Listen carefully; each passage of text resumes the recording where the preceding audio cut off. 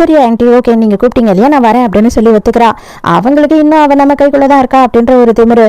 எதுக்கு இப்போ ஒத்துக்க சொன்னீங்க அப்படின்னு சொல்லி கோவப்படும் போது, இதை பார் எங்க அப்பாவுக்கும் அம்மாக்கும் எவ்வளவு நாளுக்கு தான் எனக்கு கல்யாணம் ஆயிடுச்சுன்றது சொல்லாமே இருப்பேன், அவங்க கிட்ட சொல்லணும் இல்லையா, நீ தான் என் பொண்டாட்டி நான் அவங்க கிட்ட நான் காட்டி தானே ஆகணும் அப்படின்னு சொல்றான். எனக்கு ரொம்ப பயமா இருக்கு, கண்டிப்பா தாத்தா பாட்டி இதுக்கு ஒத்துக்கவே மாட்டாங்க, நான் என்ன பண்றது அப்படின்னும் போது, அதுக்கெல்லாம் நீ பயப்படாத, ஆனா அவங்க தாத்தா பாட்டி கிடையாது, இனிமே உனக்கு மாமனார் மாமியார் ஃபர்ஸ்ட் அதை புரிஞ்சுக்கோ அப்படின்னு சொல்றான். ஹீரோயின் வர்றதுக்கு முன்னாடியே ஹீரோ வந்து அவங்க அப்பா அம்மாவை பார்க்கறதுக்காக போயிடுறான். அவங்க என்ன பண்றாங்க அப்படின்னு பார்த்தா இவனுக்காக வந்து ஏக்கச்சக்கமா பொண்ணுங்க போட்டோ எல்லாம் ஆல்பமே போட்டு காட்டுறாங்க. ஆனா அவன் அதை கீழே வச்சுட்டு எனக்கு கல்யாணம் ஆயிடுச்சு அப்படின்னு சொல்றான். போட்டோ பார்த்தவொடனே தாத்தாவும் பாட்டியும் பதறி போயிடுறாங்க. அவ்வளோதான், ரெண்டு பேருமே வந்து பதறி போயிடுறாங்களா. பாட்டி வேற, ஐயோ நம்ம பேரன் கல்யாணம் பண்ணிக்க இருந்த பொண்ணுங்க, அந்த பொண்ணை தான் இவன் கல்யாணம் பண்ணிட்டு வந்திருக்கான் அப்படின்னு சொல்றாங்க.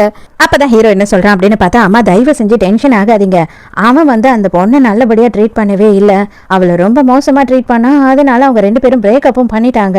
அதே நேரத்துக்கு நடந்தது என்ன அப்படின்னு பாத்தீங்கன்னா, நானுமே ரொம்ப நாளா அவளை பார்த்துட்டு தான் இருக்கேன், அவகிட்ட எனக்கு ரொம்ப க்ளோஸான பழக்கம் இல்லை அப்படின்னாலும் அவளுக்கு என்னெல்லாம் நடந்தது அப்படின்னு எனக்கு தெரியும். இவன் ரொம்பவே டார்ச்சர் பண்ணியிருக்கான்.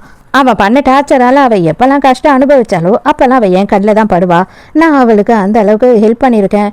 ஸோ எனக்கே நல்லாவே தெரியும் அவன் அவளுக்கு சரியில்லைன்னு சொல்லி, அதனால தான் நான் இந்த கல்யாணத்துக்கு ஒத்துக்கிட்டேன் அப்படின்னு சொல்கிறான். டே அவங்களுக்கும் உனக்கும் 12 வயசு வித்தியாசம் இருக்குடா, அது மட்டும் இல்லாமல் நீ அந்த பொண்ணை அப்போ லவ் பண்ண ஆரம்பிச்சிட்டியா அப்படின்னும் போது, ஆமாம் நான் அவளை லவ் பண்ண ஆரம்பிச்சிட்டேன், எனக்கு அந்த வயசு வித்தியாசம்லாம் பெருசாக தெரியல, அவளுக்குமே தெரியல அப்படின்னு சொல்கிறான். சரி இப்போதைக்கு கல்யாணம் ஆயிடுச்சு, இதுக்கு மேலே நம்ம எந்த விஷயத்துலையும் எதுவும் பண்ண முடியாது, அவளை நம்ம மருமகளை ஏற்றுக்கிட்டு தான் ஆகணும் அப்படின்னு சொல்லி அப்பா சொல்கிறாரு. அதே நேரத்துக்கு எக்ஸ் அவங்க அம்மாவும் பேசிக்கிட்டு இருக்காங்க. இவன் என்ன சொல்றான் அப்படின்னு பார்த்தா, எந்த காரணத்தை கொண்டு அவளை நான் யாருக்காகவும் விட்டு மட்டும் கொடுக்க மாட்டேன், அவள் வந்து எனக்கு அடிமையா என் கூடிய இருக்கணுமே தவிர என்ன பிரேக்கப் பண்ணிட்டு போறதுக்குலாம் அவளுக்கு எந்த உரிமையும் இல்லை அப்படின்னு சொல்றான். இவங்க அம்மாக்காரியும் சரியான பைத்தியமா இருக்கும் போல, நீ கவலையே படாத, அவளை உன் காலில் வந்து விழ வைக்கிறேன் அப்படின்னு சொல்றா. இப்போதான் அம்மாக்காரி என்ன பிளான் பண்ணியிருக்கா அப்படின்றது தெரிய வருது.